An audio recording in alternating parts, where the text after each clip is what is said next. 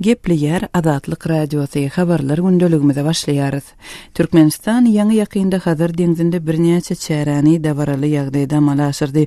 Olaryň biri Hazar 2016 adly harby taktiki okuw türgünleşikleri.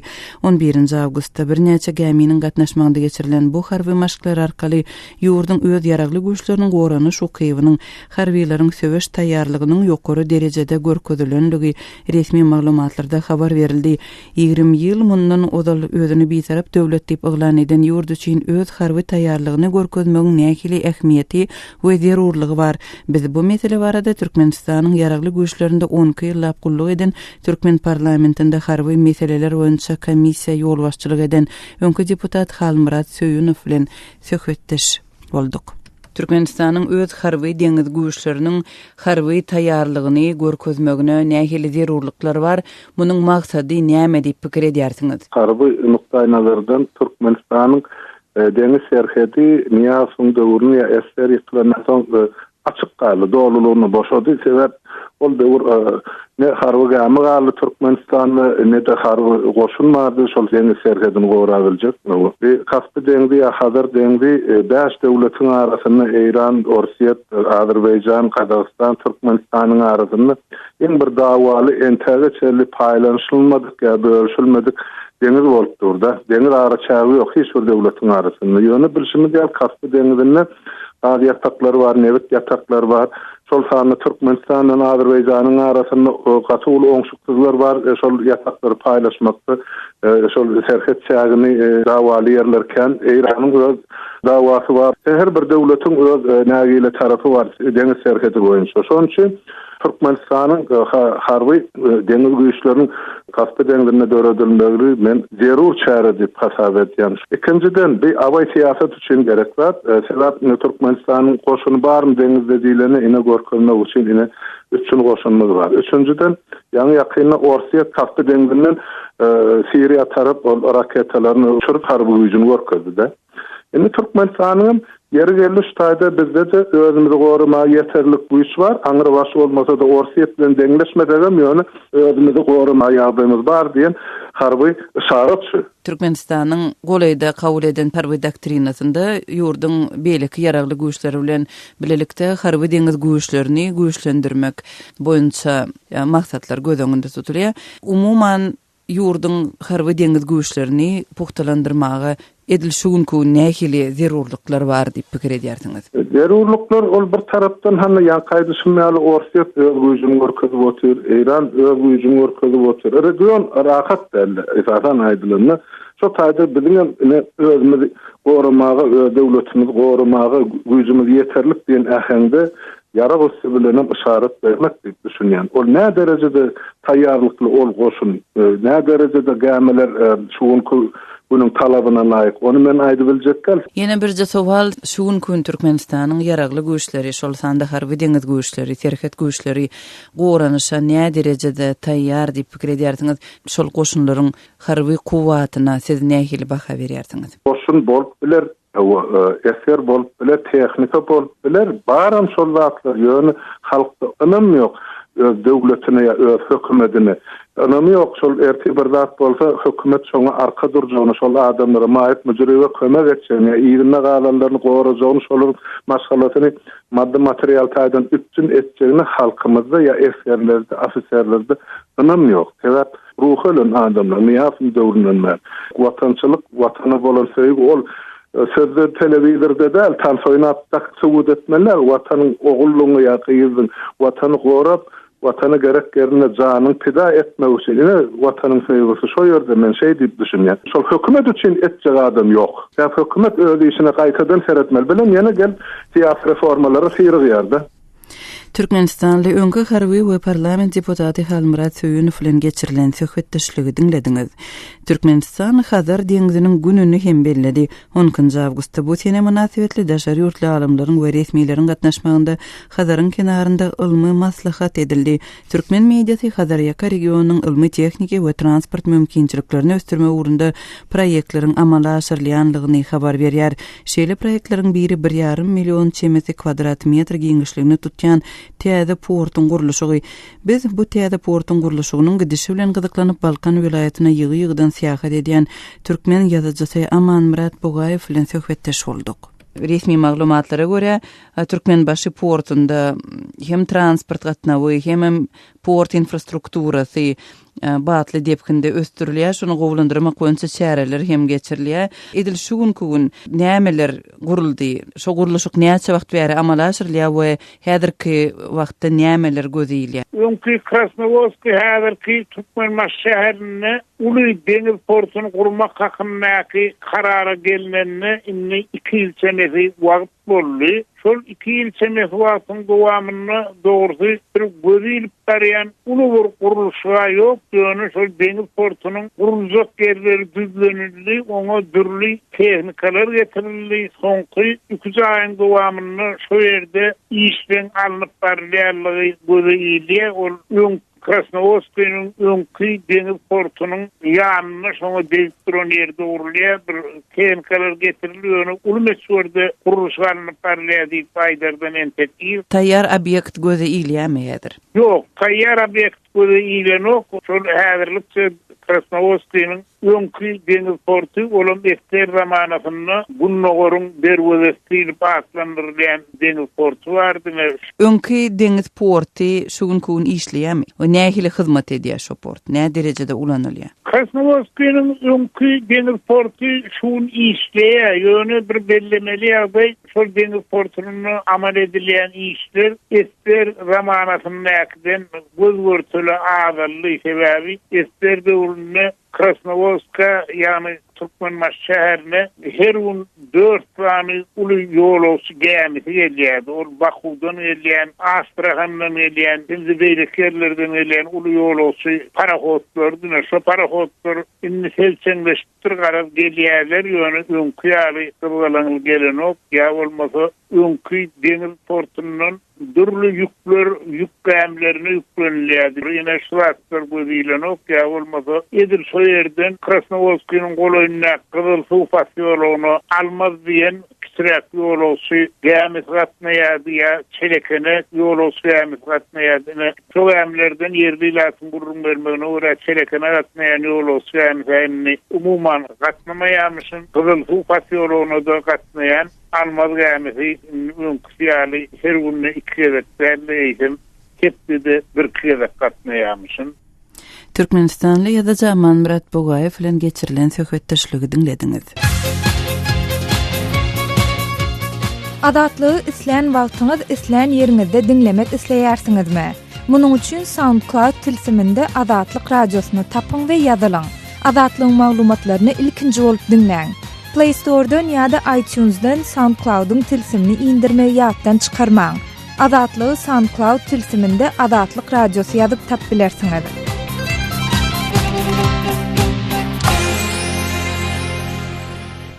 Gepliyer Adatlyk radiosy. Siz habarlar gündeligimizi dinleýärsiňiz. Liwap vilayatynyň Türkmenawat şäherinde ýaşaýjylardan gece saat 10-11-den soň öz öýlerinde galmagyň talap edilýänligi habar berilýär. Bu talabyň berza edilişine polisiýa gözegçilik edýär. Türkmenawat şäherindäki şu günkü ýagdaýlar barada habarçymyz Röwşan Çaryýewiň berjek maglumatlaryny dinläýär. Şu günler Liwap vilayatynyň Türkmenawat şäheriniň köçelerinde polisiýanyň patrul ýagny gözegçilik gullugynyň maşinlary köpelip, indi ýaşaýjylardan gece saat 10-11-den soň öz öýlerine girmek talap edilýär. Türkmenawatyň kiçe trapçylarynyň ählisinde diýen ýaly aýlanýan bu çal renkli we öň gapylarynda Türkmenistanyň gerbi çekilen Gapdalynda polisiýa diýilen ýazgyly we depesi gyzyl gök reňkdäki çyraly bu resmi ulaglary beýleki transport serişdelerinden tapawutlandyrmak aňsat. UAZ 69 ýa-da UAZ Patriot kysymly bu maşinlary Türkmenawatlaryň ählisi gözü görende tanaýan bolsa gerek. Oňa il arasynda patrul maşinlary ýa-da katalaşka diýip ad berilýär. Bu maşinlardaky polisiýa işgärleriniň käbiriniň aýtmagyna görä olar akşam gün watandan tädaňdana çelle asudalygy goramak maksady bilen şäheriň içinde nowatçylyk çekýärler.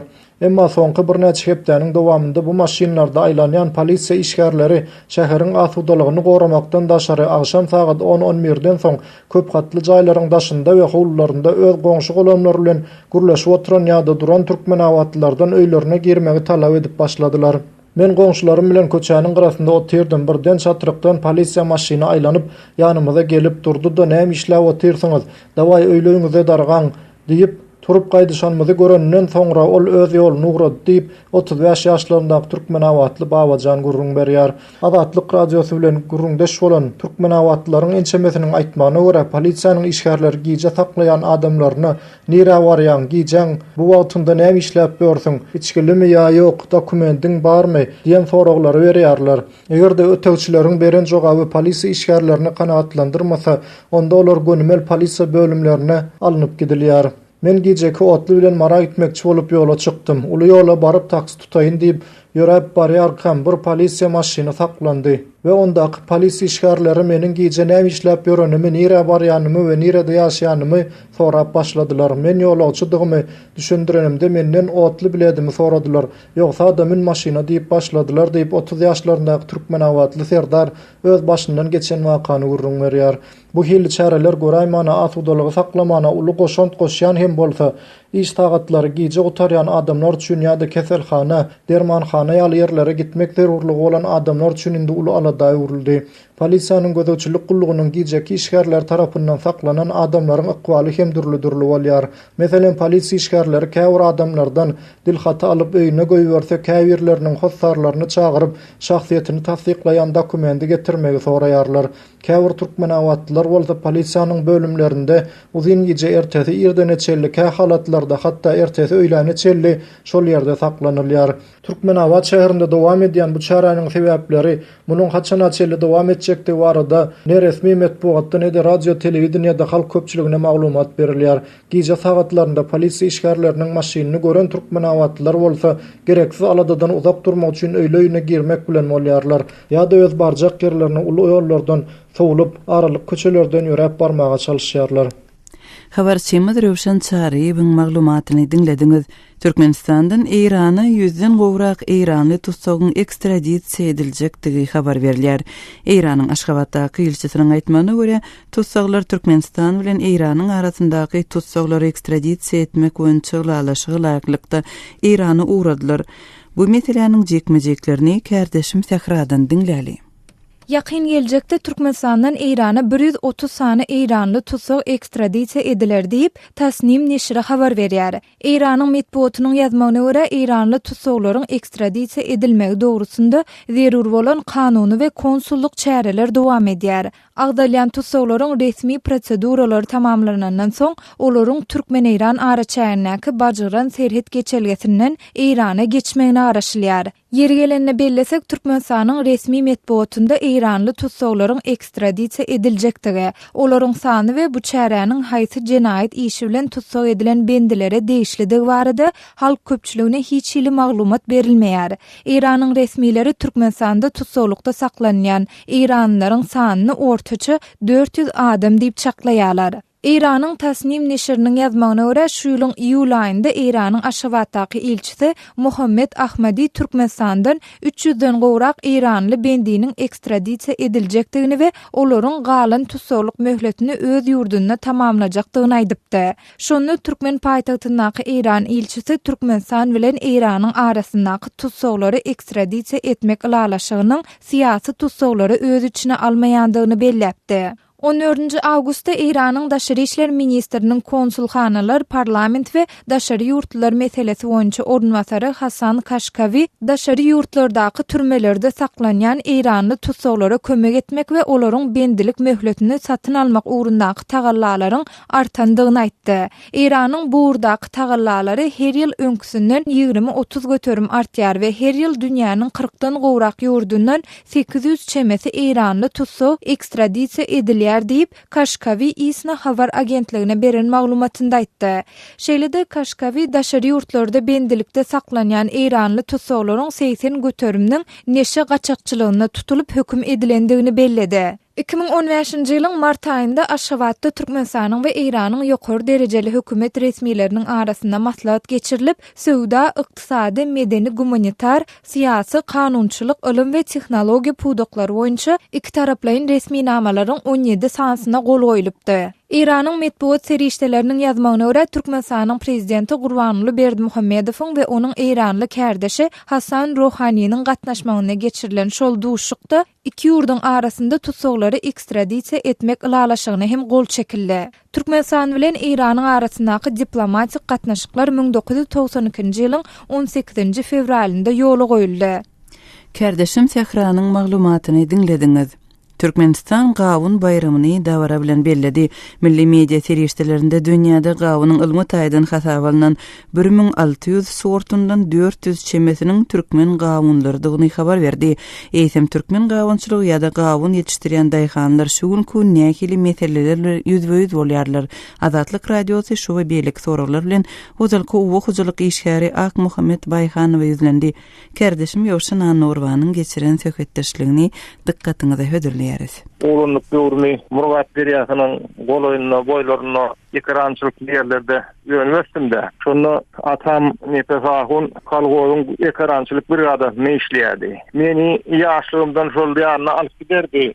Ekleýän atam, soň ýetişen atam gawunlar, garpydlar äkidip görkeýärdi. Her hili sortlar bardy. Ilki şo günlük ýetişerdi. Soňam waharman ýetişerdi. Şo waharman ýetişenne gijelerine gawun şo ýarlardy. Süýjülüğünden Olhan masyna da gidip gördük 60-njy ýyllaryň ahyrlary 70-nji ýyllaryň başy şo wagtlary ekleýän gawunlar gowdy, garpydlar olar ekologik arasda ýeşäýärdi. Ýeriň öz arasady. Ýere soň wagtlarda her hili udabrenya dökümler döküşdirip ýeri taplaman o yer daýalandy da. Ak Muhammed ağa şeýle pikiri, ýagny yerleriň kimiki dökünler bilen daýalananlygy, ýagny dökünleriň paktydan köp hasyl aljak bolup köp ulanlanlygy hakyna başga da spesialistler aýdýarlar. Eýsem şu ýagdaý haýsy urdan has güýçlenli, haýsy urdan şu gawunçylyga has ziýanly boldy diýip pikir edýäňiz. Gawunçylygy, ekrançylyga budatlaň täsir ýeten döwri şol 80-nji ýyllarda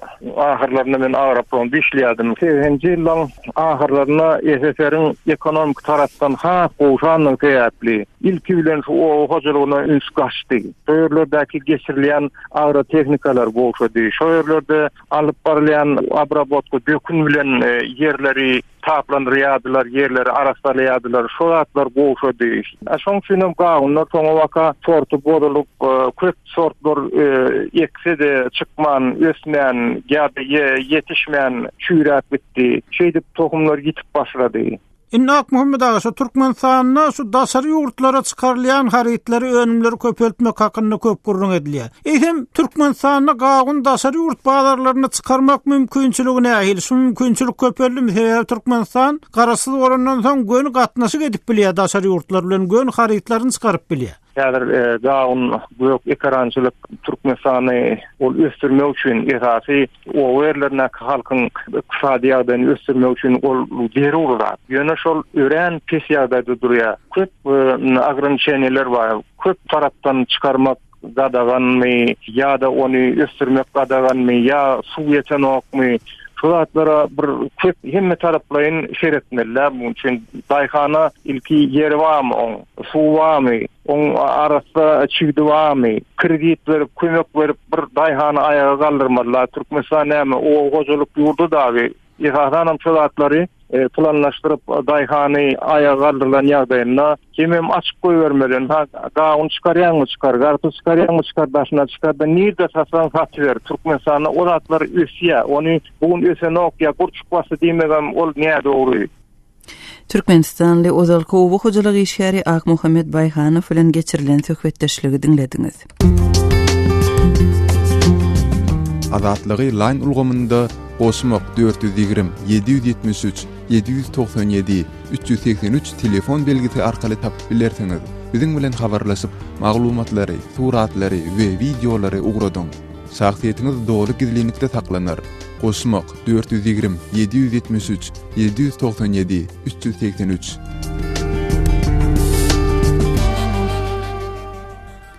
Gepleyer Azatlyk Radiosu siz habarlar gündöligimizi dinleýärsiňiz. Demirgazyk Awganistandan gowuşýan maglumatlara görä Baglan vilayatynyň Dehni-Gury etrawy söwüşçüleriň eline geçipdir. Bu ýagdaýyň yerli ilatyň howpsuzlygyna wöküm salýanlygy aýdylýar. Baglan vilayatyndaky soňky ýagdaýlar barada habarçymyz Şamirden Gulumradynyň berjek maglumatlaryny dinleýälim. Demirgazyk Awganistanyň Baglan welaýatynyň Dehni-Gury atly etrawyny jeňçiler basyp aldy. Etrapdan Awgan güýçleri ýygyna çekildi. Etrap hakimi, polisiýa başlygy we beýleki yerli idaralaryň ýol başçylary gaçyp çykdy. Dehni-Gury atly etrapynda 5 gün bäri Awgan güýçleri jeňçilere garşy güreşýärdi. Ýöne dün akşam jeňçiler etrabyň merkezine öz hüjumyny güýçlendirdi we etrapy ele geçirdi. Dehni-Gury atly etrabynyň synandygyny welaýatyň polisiýasynyň başlygy general Nurhabib Gulbahary hem tasdiklady. Awgan güýçleriniň etrapdan taktiki ýa-da çekilendigini ol ma'lum etdi. Hoşçakalın başa da ya gene doktorsun amti agar mal taktiki ve egman dedi. Olacak taktik daxiliye şıga. Dehni-Gury atly etrapynda bolan çaknaşykda Awgan güýçlerine ziýan etipdir. Awgan güýçleriniň harby ulagy we harby tanky jeňçileriň eline geçipdir. Dehni-Gury atly etrap Baglan welaýatynyň paýtagty Pulkhumur şäheriniň golanynda ýerleşýär. Pulkhumur şäherine de jeňçileriň waham salýanyny yerli geňeşiň deputatlary aýdýar. Baglan merkezinde hem Awgan güýçleri bilen jeňçileriň arasynda uruş barýar. 10 obany jeňçiler basyp alypdyr. Çatışykda 10 harby helak bolupdyr. Awgan güýçleriniň harby postlary jeňçileriň kontrolyna geçipdir. Baglan merkeziniň Köne şäherine de jeňçileriň hüjuma başlandygyny welaýatyň polisiýasynyň başlygy general Nurhabib Gulbahary bellidi. Awgan güýçler bilen jeňçileriň arasynda häzir aldym berdimli söwüşiň barýandygyny general bildirdi. Welaýatyň etraplarynda jeňçiler hereket edýär. Gonduz, Pulkhumry, Şaýoluna da jeňçiler waham salýar. Jeňçileriň ýeçiline geçen regionlary ýygyna gaýdyp almak üçin tagalla edilýär. Jeňçilere garşy görüş üçin uly gowrumly harby operasiýa geçirilir dep general aýtdy. Baglan welaýatynda jeňçiler öňüm Awgan güýçleriniň harby bazasyny basyp alypdy. Welaýatyň Dendi Şahabeddin atly septini jeňçiler ele geçiripdi. Baglan welaýatynda barýan çaknaşyklarda asuda ilat hem ziýan çekipdir. Merkezi Baglanyň ýaşaýjysy Abdulmennanyň aýdysynça uruşda 3 adam ölüpdir. Halkyň üý jaýyna zefer ýetipdir. Halk üý jaýyny terk etmäge mejbur boldy. Köp adam uruşyň arasynda galdy. Farahat ilatyň ýaşaýyş üýlerini ok degip weýran boldy. Baglan welaýatynyň halky uruş sebäpli çykgynsyz ýagdaýa düşdi dep Abdulmennan aýdýar. مردم در جنگ گیر ماندن خانه را آوان دا داخلش کرده 3 نفر şehit. Baglan welaýaty Demirgazyk Awganistan bilen paýtagt Kabuly birleşdirýän Şaýoluň ugrunda ýerleşýär. Özbegistanyň paýtagt Kabuly iberilýän elektrik geçirjisiniň sütünleri we elektrik liniýasy Baglan welaýatynyň üstünden geçýär. Baglan welaýatynyň goňşusy Gonduz welaýatynda hem howpsuzlyk şertleri dartgyllygyna galýar. Şaýmerden Gulumrady, Kabuldan Azatlyk Radiosu. Hormatly radio dinleyijiler, gepleşiklerimizde gozalyan meseleler barada maglumat, pikir paýlaşmak isleseňiz, azathabar.com websaýtymyza şeýle Azatlyk Radiosynyň Facebook we Wkontakte sosial ulgamlaryndaky tahypalaryna siýahat ediň we tesvir ýazyň. Azathabar.com websaýtymyza Türkmenistandan derwezen okutnet ýa-da garagum.info proxy saýtlar arkaly girip bilersiňiz. Biz bilen telefon we elektron poçta arkaly hem habarlaşyp bolýar. Azatlygyň e-mail adresi metbugot@email belgisi gmail.com. Bize ýazyp maglumatlary, suratlary we videolary ugradyň. Şahsiýetiňiz doly gizlilikde saklanır. Metbugot@email belgisi gmail.com. Şunun bilen yarım saatlyk habarlar gündeligimizi geçirip gutarýarys. Saatlara kesmeden soň gepleşigimizi ýazgyda dinläp bilersiňiz. Azatlyk Radiosynyň efir tolkunlarynda galyň.